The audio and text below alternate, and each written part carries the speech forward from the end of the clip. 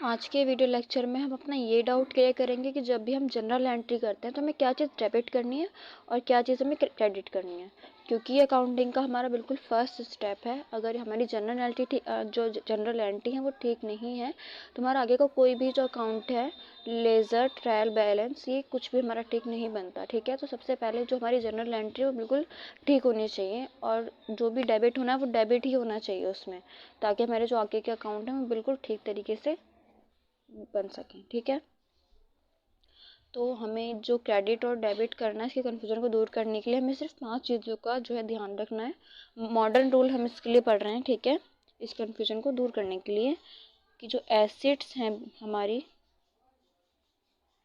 और जो एक्सपेंस हैं, ठीक है, ये दोनों एक side,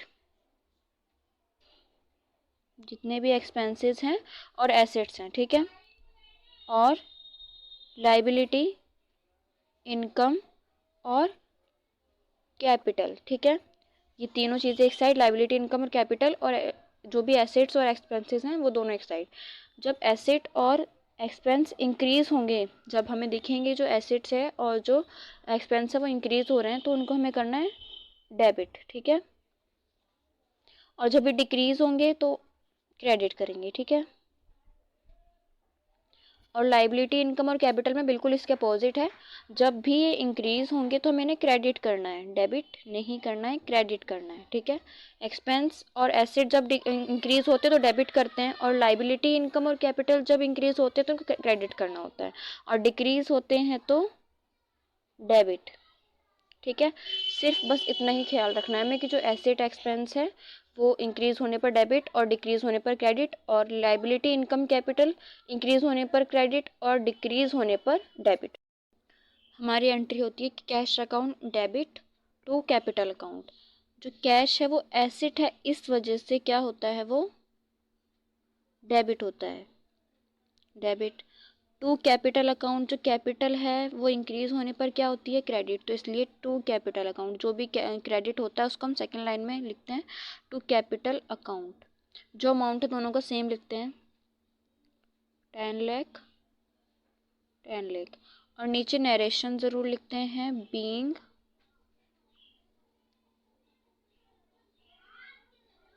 business started with cash. ये लिखना ज़रूरी है कि चेक के थ्रू कि कैश के थ्रू। ठीक है, और अगर जो कैपिटल है वो बिजनेस में अगर चेक आती है, बाय चेक, तो नीचे बाय चेक लिखते हैं, और कैश अकाउंट की जगह लिखते हैं बैंक अकाउंट। ठीक है, बैंक अकाउंट को क्या कर देते हैं, डेबिट, अगर कैश में ना कर कैपिटल चेक के थ्रू आती है तब, और इस कैश की जगह पर क्या लिखते हैं, बाय चेक। ठीक है, तो ये हमारी वेरी फर्स्ट एंट्री, जिसमें हमें ये देखा हमने कि जो कैश है वो एसेट है, इस वजह से डेबिट हुआ।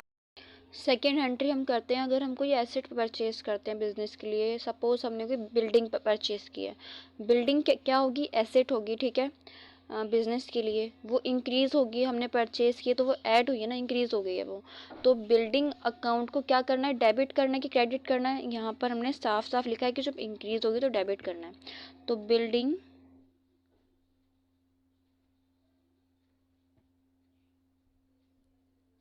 Account debit. ठीक है, हमने बिल्डिंग को परचेज़ किया, उसके लिए हमने क्या दिया होगा, या तो चेक दिया होगा या फिर कैश दिया होगा, और हमने अभी अभी पढ़ा जो कैश है वो भी एसेट है। अगर वो डिक्रीज़ होता है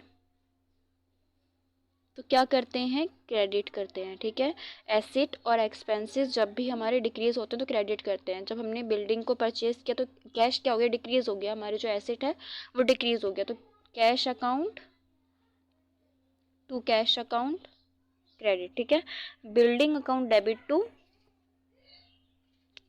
कि कैश अकाउंट, और इसका अमाउंट इसके सामने लिखेंगे 4 to 2 लाख। ठीक है, नरेशन भी नीचे ज़रूर लिखना है, बीइंग, और नरेशन में हमेशा वर्ब की थर्ड फॉर्म होती है। ठीक है, क्योंकि ये जो एंट्री है, ये जो काम है, ये हो चुका है। ठीक है, बीइंग बिल्डिंग